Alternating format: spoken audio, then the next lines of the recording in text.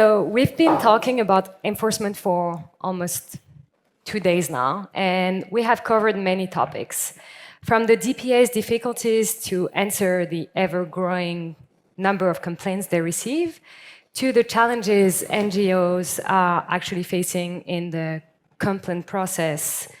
There is indeed room for improvement. But one of the issues we have only touched upon is actually the lack of resources many DPAs have been facing.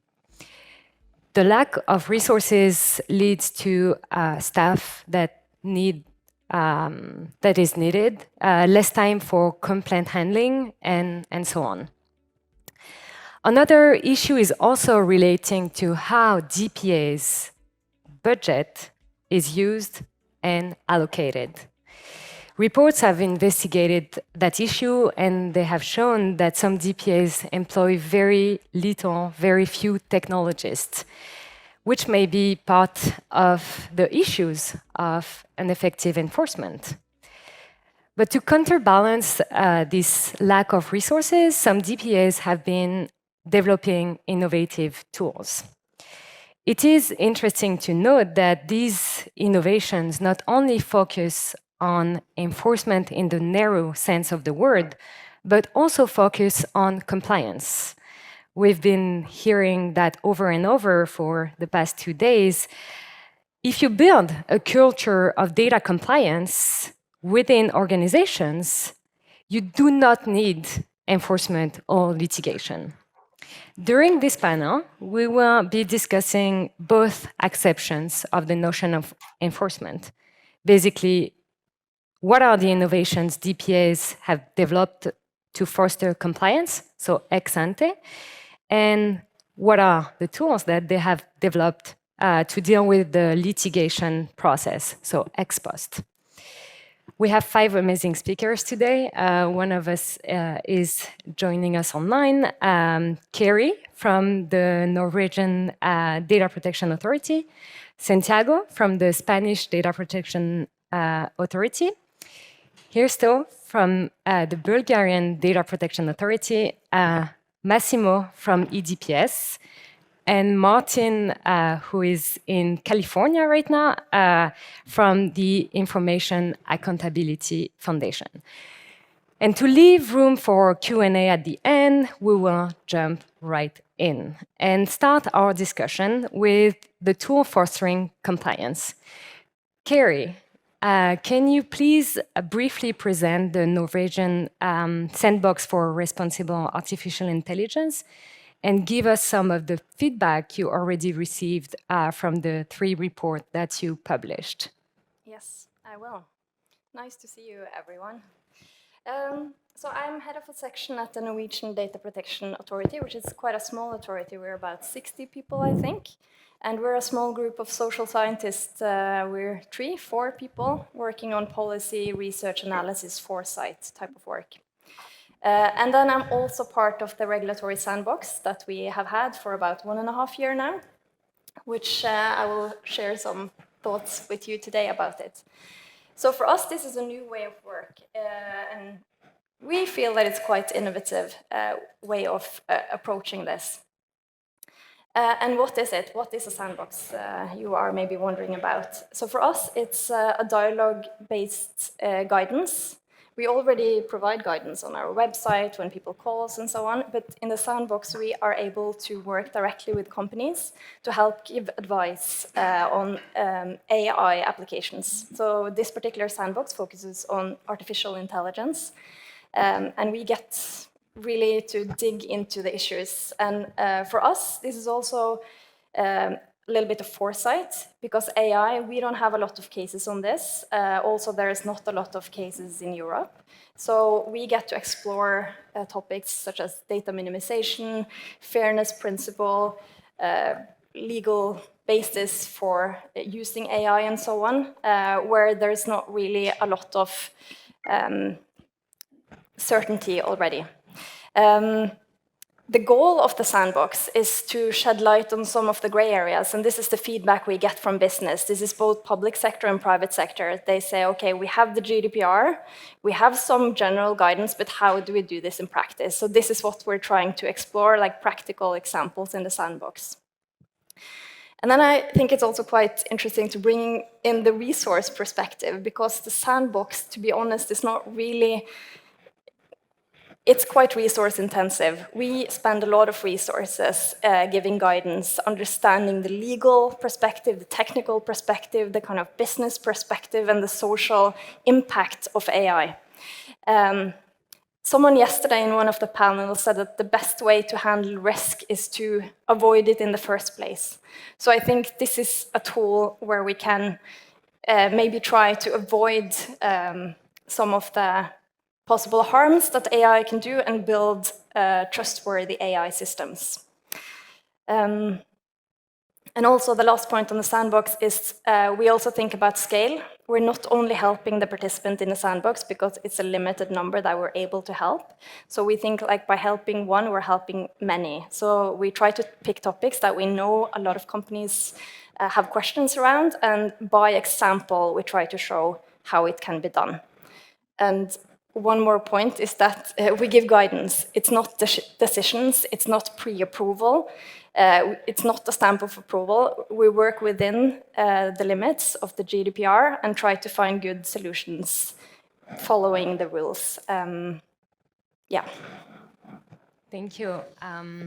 Yeah, I think the first year you had 25 applicants and you had to pick only a few because it's so time-consuming to be there and explain and work with the company. So that's true. We have had now more than 50 applicants, and we have picked 11 projects in total, kind of in this period.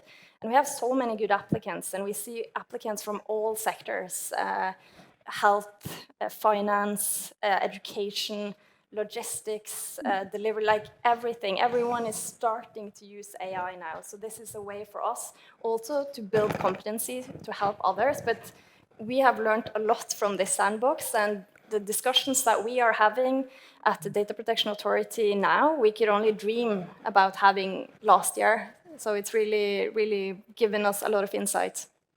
Thank you. I think, Martin, if you're here and can hear me, yeah, great.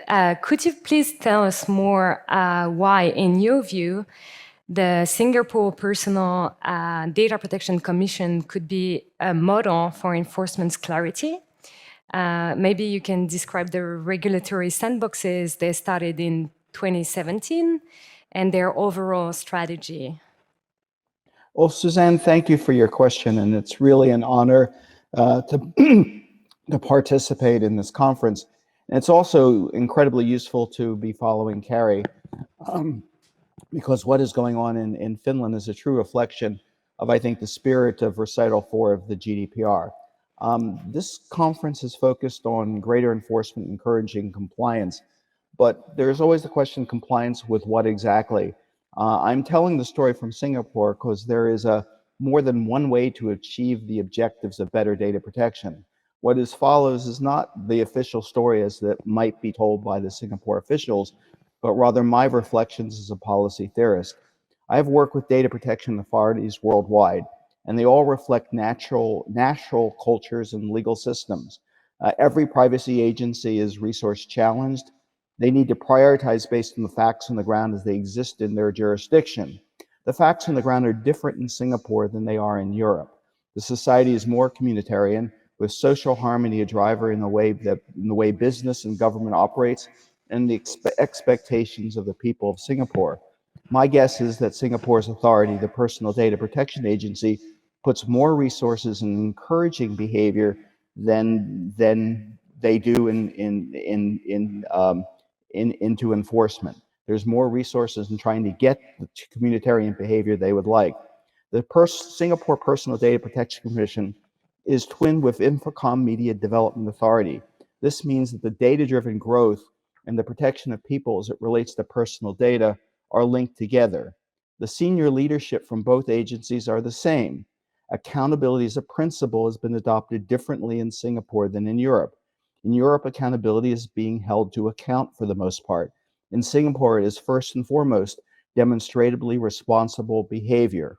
As I said, the PDPC is twinned with IMDA, encouraging the people, processes, and systems to facilitate trusted innovation. The agency guidance began encouraging an accountability maturity model. The model includes guidance for many of the roles associated with a comprehensive privacy program. The maturity model is front and center on the agency's website. Singapore's law, modeled after Canada's, is consent-based rather than based on legal basis. The law also includes exceptions. The twin agencies were looking for ways to create an exception for legitimate interests to fuel innovative uses of data. The first step was that maturity model for accountability and heavily encouraging a pathway up that maturity model, which they did for a few years. Next was to test the regulatory changes the agency wanted to make. This was done via the regulatory sandbox. So unlike sandbox in other jurisdictions, this one was top-down. Rather than companies being driver of the experimentation, it was the agencies, the self. It was this ability to implement the changes as desired by the new law were tested in the sandbox. Finally, the Singapore government passed legislation 2 years ago that created an exception for legitimate interest. It linked the use of this exception to this concept of demonstrable maturity against the accountability model.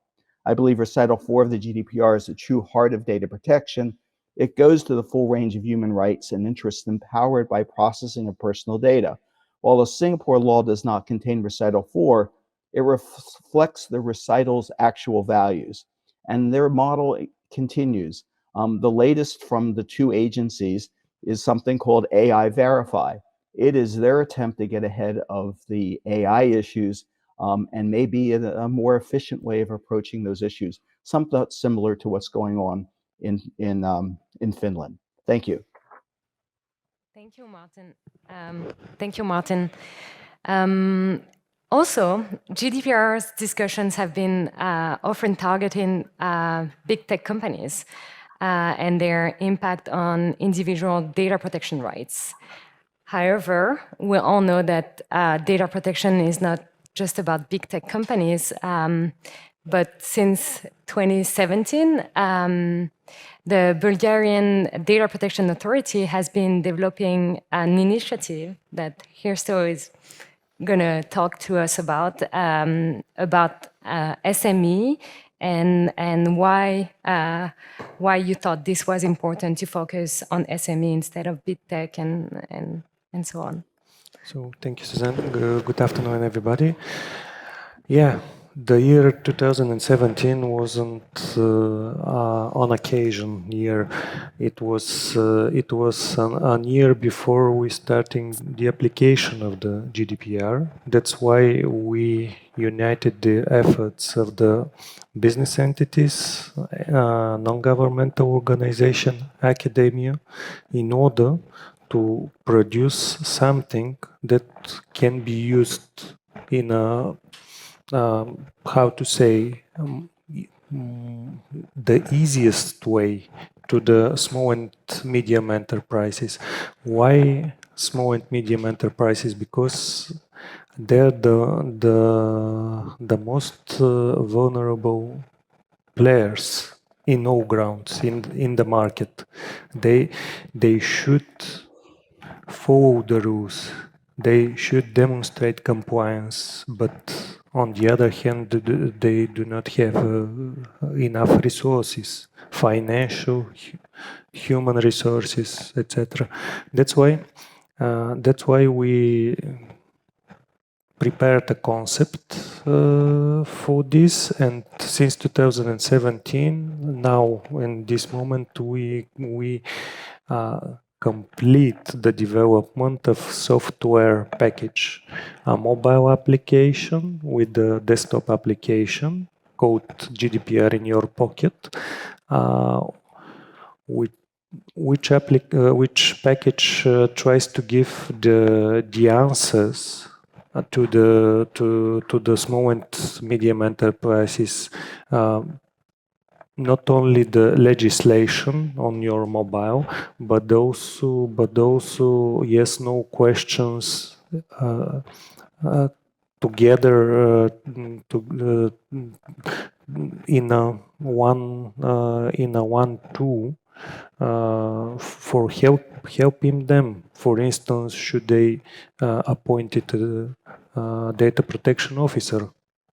Yes, no questions in 5 and 6 steps. You can decide it whether or not to appoint such stuff for your company. It's also important. It's also important when we talk about businesses who are willing to go to the European single market. If they have a useful tool for instant answering their responsibilities, this could be a good way to help them. More or less, this is the software package. Until now, we have more than 10,000 downloads of the software. It is up to date currently. So GDPR in your pocket, in all app stores. It's available free of charge. So Thank it's you. not just a quest for resources within DPS, but it's also a quest for resources within organizations, and trying to solve two issues at the same time is a very interesting way of avoiding problems. Yeah, thank you for explaining that to us. Santiago, your authority has been moving towards more digitalization and of its process and its work. Can you tell us a bit more about that and why you think it has helped your organization, your authority works more efficiently? Thanks, Suzanne, for organizing the panel, and thanks to the EDPS for the invitation. I'm responsible for defining and delivering the IT strategy and services at the Spanish Data Protection Authority, the AEPD. So I can bring a practical view to the table, and I'll answer through two examples. The first one, some years ago, the AEPD decided to equip the data inspectors with secure mobile workplace solutions to allow them to perform on-site investigations.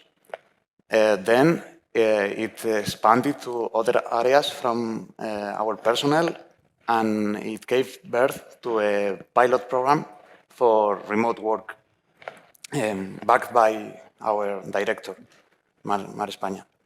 And this seed allowed us, when the COVID lockdown from 2 years before, now we could go 100% remote with no decline in our services.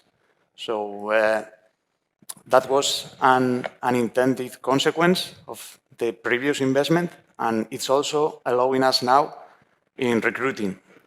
In Spain, public entities like ours just can't recruit from the civil service. They cannot hire from the market, just between civil servants. So it's a competitive advantage for us to offer this kind of solution for people. For instance, we have people sharing the same office, living 500 kilometers far from each other. And it's a good, innovative solution to help us get our most scarce resource, which is talent. And the other example I wanted to bring was digital government. We've been experiencing a big push through legislation in the past years to move digital. From October 2016, businesses and legal entities in Spain, for them it's mandatory to interact with government through digital means, through the electronic ID schemas and digital signature. So we are moving all our processes digital with no paper gets into our systems. And this helps us to streamline our processes, improve, and also, for example, the meantime to notify somebody an administrative act. If it's doing digital, if 80% of the notifications are being opened within the first 2 days, whereas if it's on paper, it can take up to 20 days. So imagine in volume, that's a big improvement. And well, all of these initiatives are live, are an ongoing continuous improvement movements and require a lot of effort from our side, money and mostly people. Yeah, and it's true, if you recruit very competent people, you have that curve that is less hard to get. So if you are able to have more people who know what they're talking about, it's also interesting. But trying to build efficient tools is not only the work of member states, and the EDPS has been working on very interesting tools, including one called Taxoner. Massimo, can you explain us why EDPS decided to work on that tool, and what is it doing, and how it can help member states? Thank you, Sabine, and thank you to all colleagues that intervened in the panel. I'm Massimo Attoresi. I'm the acting head of the Technology and Privacy Unit, which is the unit that deals with the assessment of technology within DPS, and so, of course, supports also the other departments, the consultative, let's say, task and the supervisory task of the DPS. And of course, we have also our own deliverables for technology assessment. So what is the background of this Taxoner publication that we go for? It's just the final result of a process. But all we are talking about has its roots in our strategy 2020-2024, where we had 3 pillars. And one of the 3 pillars is foresight. So it's not by chance that we have started this step in that direction. Because we want to look at the long-term view of these trends in data protection, but also looking at the wider context, the legal, societal, technical context. And in order to give also, a bit of technology awareness also beyond the techie people, so also to lawyers in the house, outside, to the wider public. So we decided to design and make a publication of another tool, precursor of the Taxoner, called the Tech Dispatch, that has a slightly different, let's say, purpose. So it shortly provides this factual description of the technology, so makes a preliminary assessment of the technology in terms of data protection impact in general, and then also provides a few recommended links for further deepening of the deal. For example, last tool that we issued was on facial emotion recognition and also on the smart cards. And then we realized that in order to be more effective and also start tackling the technology from the very beginning, in order to get prepared in advance, but I would say mostly to be able to make something, to be proactive in what is going to happen in the technology remit, also in terms of possible safeguards, looking at human rights.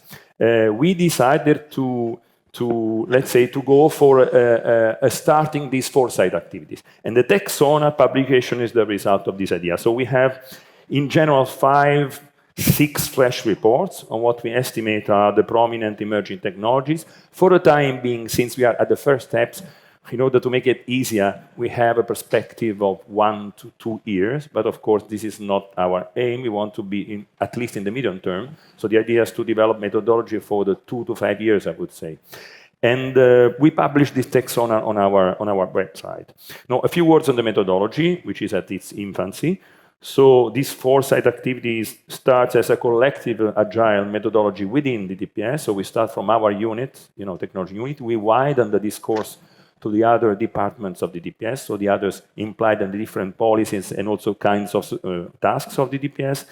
And we also go out also taking from other, in general, for the time being, open source, let's say, elements. We are currently trying to improve also the methodology, because as I said, it's in its infancy. So we want to support it also with more structured data protection risk assessment, not a fully fledged DPIA, because DPIA you do it with a context in a specific case and so forth and so on. But with having a more precise methodology to assess the risks, as well also using, for example, some analytics on metadata on technology-related publication. What does it mean? We have, relationship with the research, let's say, department of the European Commission, the Joint Research Center. They have a text mining tool where you can, search on the frequency of keywords, on metadata, on publication, on scientific publication of academia, and so forth and so on. So you can see a bit the trend in order to see what comes out from the technology remit. We are widely looking for best practices in foresight. That's why we are not just within us. We are looking outside for external collaboration. We are devising, where organizations devise similar efforts. We are looking at within the European institution. We are looking at DPAs, and we know, for example, that in Norway they also carry out similar activities. And then, and that's it. We are convinced that that's the way out to focus a bit more. But as I said, it's not just a matter of optimization of resources. It's also a matter of being able to effectively impact on the developments of those technologies in a way that we are not catching them as an aftermath, but try to make a difference before. That gives me a perfect transition to our next part of the session regarding, when things don't go as planned. How do we handle a complaint, and how do we foster enforcement? And I think, Santiago, on the enforcement side, the Spanish DPA has been working on deploying automated tools, and you have had some struggles on that side. Can you tell us a bit more about that? Yeah, sure. Well, first of all, I should make clear that this automation so far means using forms and automated rules aimed to assist somebody. So there's always a human behind making the decisions. But there's a fact that we are overwhelmed by complaints. Last year we got over 14,000. So it's a huge workload. And there's big numbers and also in complexity. Also, not every time we gather complete information, and there's a need to ask the data subject to provide us with more. So there's an extra effort in gathering everything we need to handle his complaint. And there's also sometimes that it's not even our competence, because there's some, for example, within telco, there's competition and consumer protection laws that are working along with us, and maybe we are not the appropriate body to solve the case. And also, in other cases, they need to contact the DPO of the controller first before coming to us. So, in order to cope with this situation, we developed a guided assistant to complete the register complaint process. It's on our electronic office in the website. You follow a set of steps where you get a set of questions in order to check if you fill all the requirements. That allow us to gather structured data that later on, within our systems, allow us to classify and use the proper forms and rules in order to accelerate the work of the data inspectors. Actually, we plan to release a new version of this tool by the end of the year. And it's been quite challenging because not everybody is a data protection expert. That's obvious, but that make us to find a balance between preserving accuracy and at the same time making the concepts understandable for regular citizens. So it's a challenge, but yeah, we're facing it. And all this process is based on the effort that inspectors, they know their business really well, so they find the most repeatable cases where forms can be used, like spam or surveillance.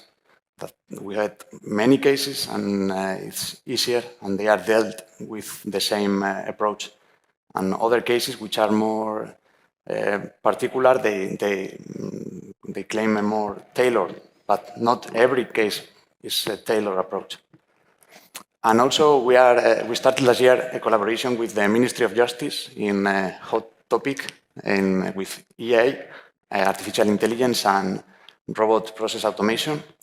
They are just proof of concepts. They are not working yet, but they are showing promising results.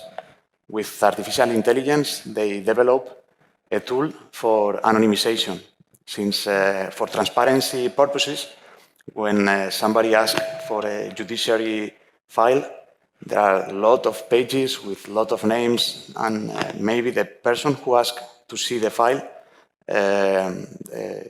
does not need to know the personal data of other subjects involved in that case. So it's a massive effort to anonymize manually all those documents. This solution, based on natural language processing, identifies entities, dates, addresses, things like that, and then delete them or replace them with random characters.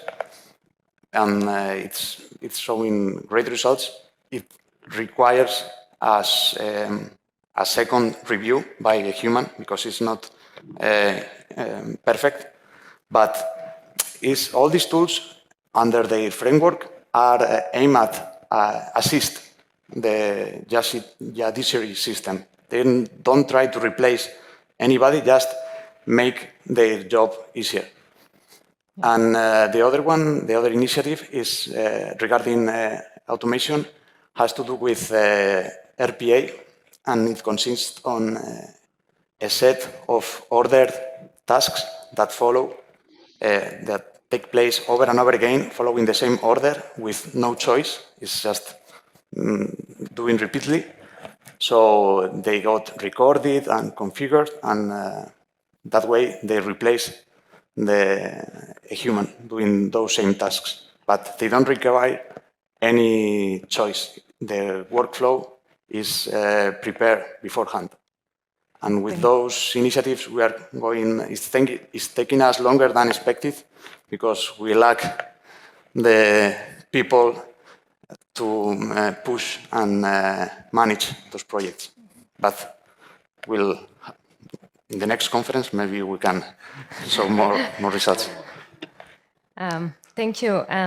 It's interesting how you put it. Tools helping humans and not replacing them. I think it's a very important thing to keep in mind, and it was also the basis of the data protection framework back in the days. Trying to regulate these tools, and so this is interesting to see that now tools are serving humans. Histo, can you tell us more about your authorities' action relating to enforcement, and maybe the other side of the coin relating to transparency within your authority? Yeah, thank you. So when we talk about enforcement, this is a very good regulated activity. In this regard, the topic for innovation and enforcement are, how to say, it's quite difficult to be put it in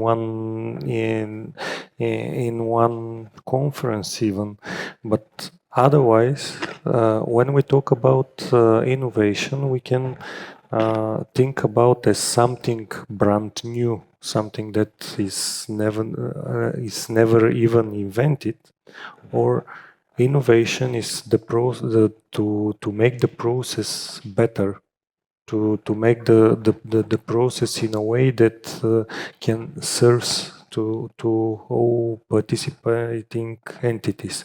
In this regard, for instance, an innovative example can be considered also a very small step. For instance, our methodology, as well as the questionnaires regarding the conducting the inspections, are available on our website. They're public, and in this way, I think we building trust. Not only to the data subjects, but also for the controllers and processors, because when they are aware that these are the steps that we will take, this is important that the process, the administrative process, will be done in a right way. Thank you. Thank you. Yeah, transparency is another thing we haven't been discussing quite a lot in the past few days, but I think it's quite important to also give a more accurate vision for data subjects, NGOs, and also companies. Martin, you have been working on the accountability for many years, and I think it would be interesting to hear you talk to us about why you believe automated oversight may have some downsides. Well, thank you very much. I think automated oversight within organizations is incredibly important. It's really the only way larger organizations or middle-sized organizations can tell if the first line of defense is actually working. In terms of the oversight by agencies, part of the problem with oversight by agencies is that the oversight is based on the context of what the organization does. Are you targeting whether the organization is preventing adverse processing impacts? In other words, persons disadvantaged in some form or fashion by the processing of the data, or the manner in which the data is processed. In fact, inability to exercise their rights. It is harder to do that with automated processes. What you're trying to avoid is automated processes, automated oversight that leads to tick box type compliance and tick box type enforcement. Organizations will target what is being measured, and if you're measuring the presence of a process rather than the effectiveness of the process, that has ramifications. So it's not that I'm opposed in any form or fashion to automated oversight processes. I just think that they're very difficult to do without leading to tick box compliance, rather than this concept of having processes that prevent adverse processing impacts. Thank you, Martin, for that. Kari, the Norwegian authority has been working on tools to better process complaints, and you also have been using foresight and internal statistics to strategically plan enforcement. Can you tell us a bit more about that and how your authority has been working towards this? Yes, we have digitalized most of our processes, and we are in the process similar to you about the complaint form, trying to formalize it, make it easier for the data subject, and make it easier for us to collect the correct information that we need. But I think we are quite far from automating and really making an impact on the resource situation. These are tools that are helping us, but I think the pressure that we feel with all the complaints and the expectations of investigations, the guidance, all the tasks, this can help, but it won't solve the big issue. And this is where I think also working strategically and knowledge-based can help us. We need more resources, but we also have to work with what we got. And I've been with the DPA for about 10 years, and since I've been there, we have worked knowledge-based, looking at the internal sources, what are people asking for help about, looking at external analysis, what's happening out there, and trying to focus our work, where should we investigate, which sectors, which technologies, and so on. And also to use communication actively, to choose those cases and showcase, okay, we did this case, this is what we kind of reacted on, or this is a best practice case we could also show, and also having dialogue with the sectors, trying to find good solutions. And I also wanted to highlight discussions that we are having internally now, is like, we're talking about enforcement, and I think in this conference we talk a lot about investigations and complaints, but we have a whole range of tools in Article 57, what DPAs are supposed to do. So complaints and investigations are just two of them, but there's a long list. It includes giving advice to government, companies, having an overview of technology developments, and so on. So a question also maybe you can answer, I don't have the answer, is like how do we balance these different tasks or tools that we have? If the end goal is better privacy, like how much of our resources should we use on complaint handling, on investigations, on guidance, on advice, on dialogue, on sandbox, and so on? Like how do we balance this? I think like the easy answer, you should do everything, but what about the balance? Like how should complaint handling be like 70% or 10% or like, yeah, that's a question for any of you.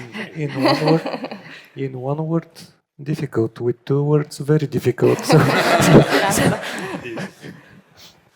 Well, it's a very difficult question, but I'm looking at direction where we could go. I don't know, I would look at the legal obligations that we have, which are very precise. In particular, being the GDPR targeted on data subjects, I mean, on the fundamental right, the protection of the people, I would leverage more on those instruments that are in that direction. Could be the complaints, for example, and the personal data breaches, for example, as well as.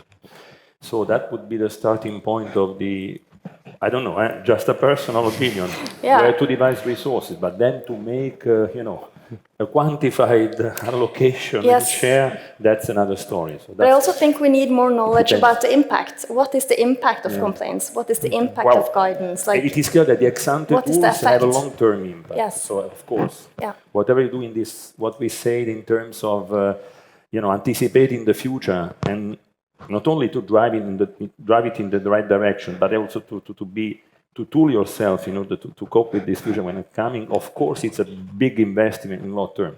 At the same time, then you have the legal obligations of the present. So, I don't have an answer.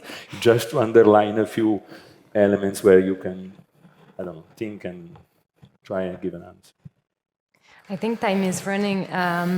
In a few words, Massimo, can you tell us more about one of the tool EDPS has been working on, which is called the Web Evidence Collector tool? I think it can be useful for our audience. Thank you. We're going a few words, as you say. I'll try. So I have a few information here. We'll pick up what is important.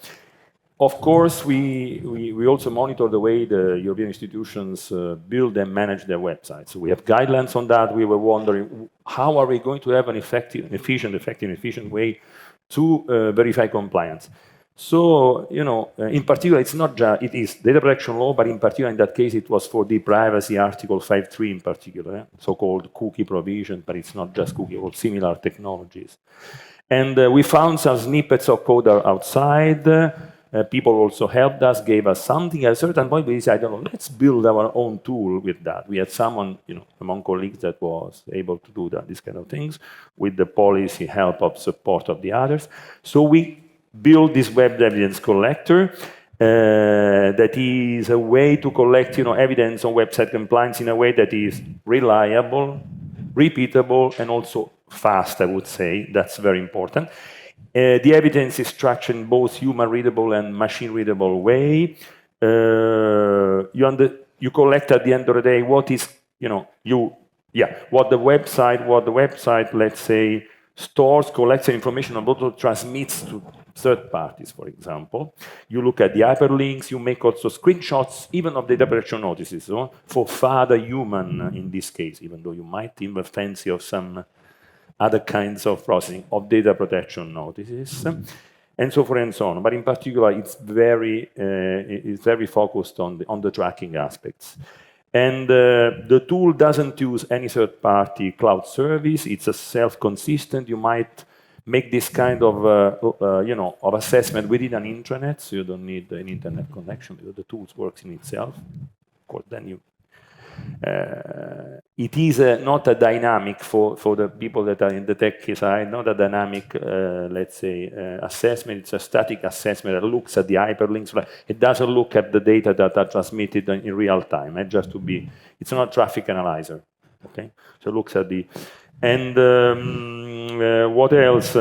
We carried out just an. By the way, it is released in a European Union public license, so it's available to everybody. Open source.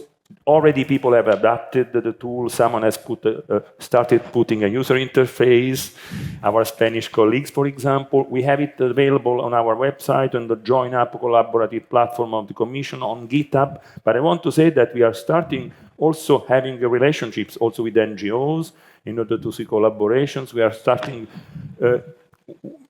having this, sharing the use of this tool within the DPB, and I'm happy to tell you, even though it's not yet a decision, but we are really seriously thinking the DPB of developing a unique, bringing this evidence collector as as a starting point, a unique tool for all data protection authorities, unique, roughly unique, I would say, homogeneous tool, more developed than the ones we have, which already works very well because we carried out our own investigations with our value for the UI in the EDPS. But this is directions we are very happy not only to have it work for the public at large, but also have it put a milestone for a technical collaboration within the EDPB that is not only on website, but we are doing it also, for example, on the auditing of mobile apps. There is a working group on that where also other experts might, after a call, participate. Thank you. Thank you. I think it comes back to the things we were discussing for the past few days. How do we make procedural more coherent within within Europe, and so creating tools that can be adopted by other DPAs and EDPB is really something interesting. I think we can open the floor for questions. Yeah. So. I would have. Kind of a round of questions. I think the biggest question is this impact question. Like, what has really helped? So we, for example, did this cookie banner thing because we just got so many complaints about cookie banners, and just doing that ex officio, so to say. So we chose which ones we go after was really efficient, and we now saw this kind of spillover effect that basically other websites that we've never sent emails to suddenly switch to a compliant cookie banner.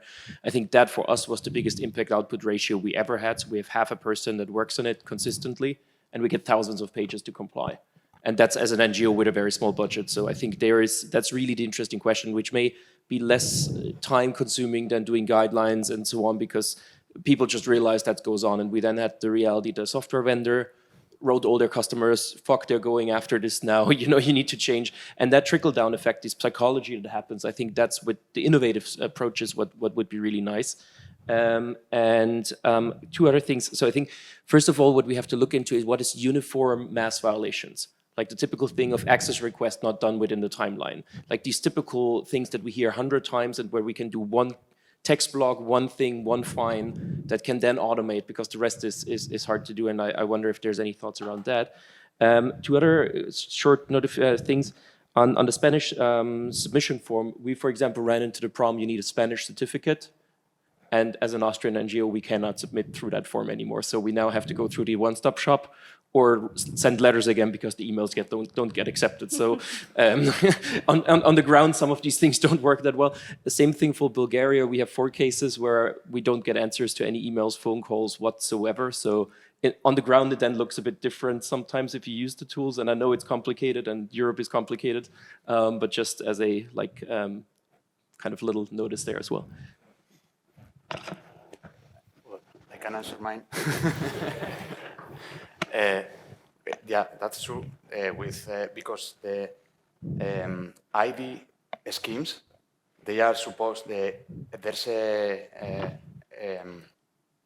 rule also from Europe regarding national ID schemes, and we are integrated with a platform which is supposed to to perform as a gateway with national identity schemes, but we are not still there.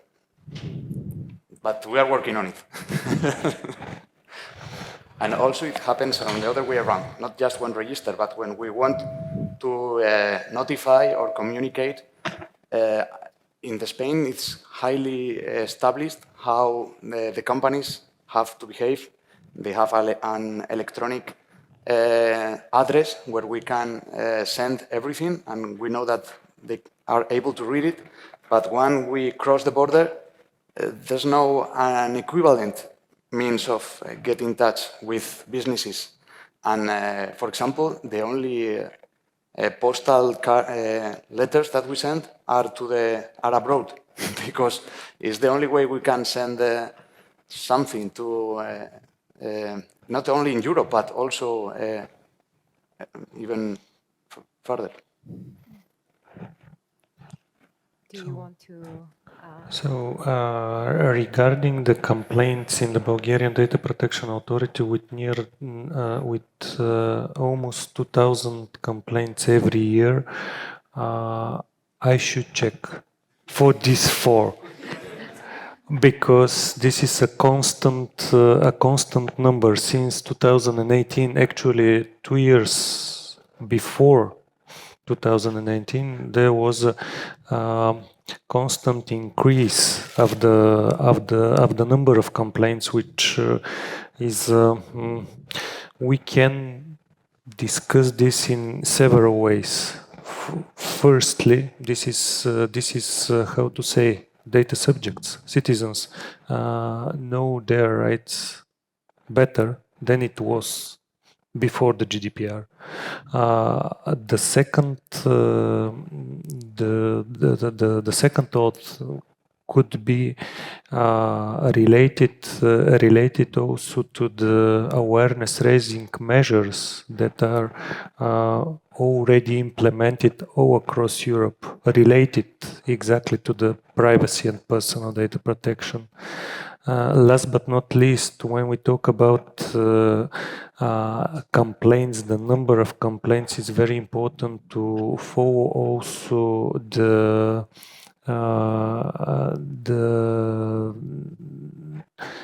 matter of the complaint.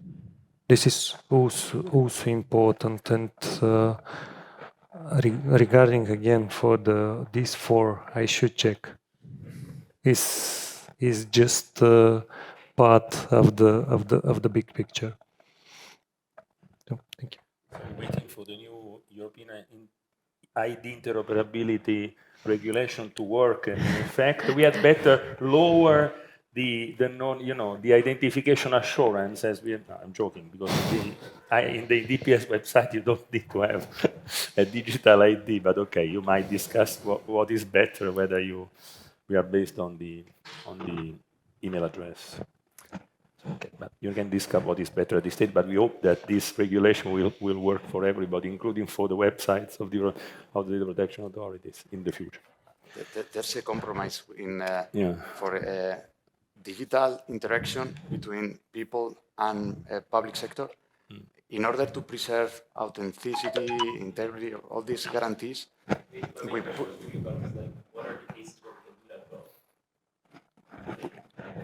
My main question, that was more of a side note, really. I think my main question is really this efficiency question. It's like, what are the cases that lend themselves well to this? Where is it just like doing the system as we did before? I had once a university professor way back when for digitalization, and in the 80s we had like a scheme in Austria for that. And it's like what you learned back in the 80s is you have to change the law a bit, and you have to change the procedures a bit, and then you have hotspots of where stuff is efficient, where you can actually scale it up, and then there's certain stuff we'll always do manually somehow. And I was wondering if there's more thoughts around that.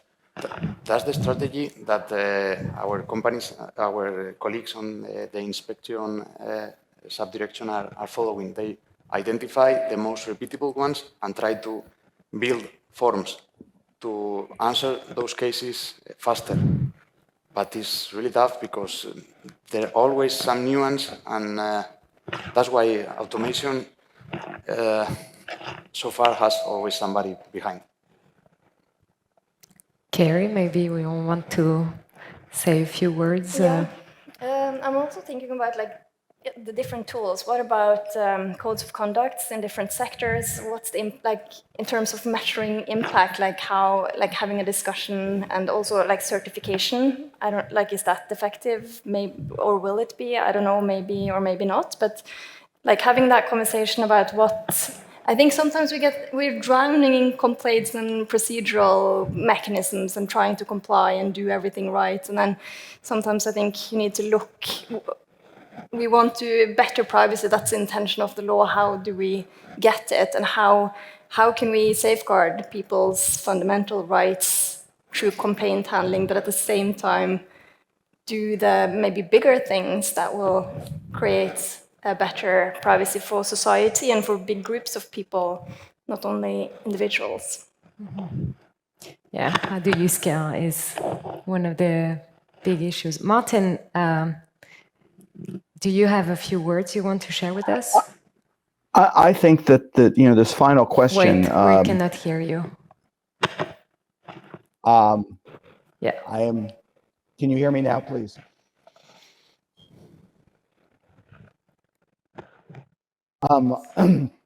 If you can hear me, I'd say that, yes. the ability to focus on the right things. Most of the big cases that DPAs face are about unfair treatment of individuals, unfair outcomes. The more we can focus on why there is unfairness in the processing of data, the more likely we are to get to the problems that really vex people. So I think that we need to find a way to get beyond the mechanical compliance and get to this question of how we deal with unfairness. Thank you. I think our time is up, so I'm just gonna do some brief remarks, concluding remarks. I think it was a very interesting panel. I don't think the tools are perfect. I don't think humans are perfect, and humans build tools. And but I think it's interesting to see the steps DPAs and EDPS and civil societies are taking to actually answer a bigger problem, which is why don't we have more resources to tackle these issues? Why don't we have more awareness on these topics? And so thank you. A big round of applause for our speakers.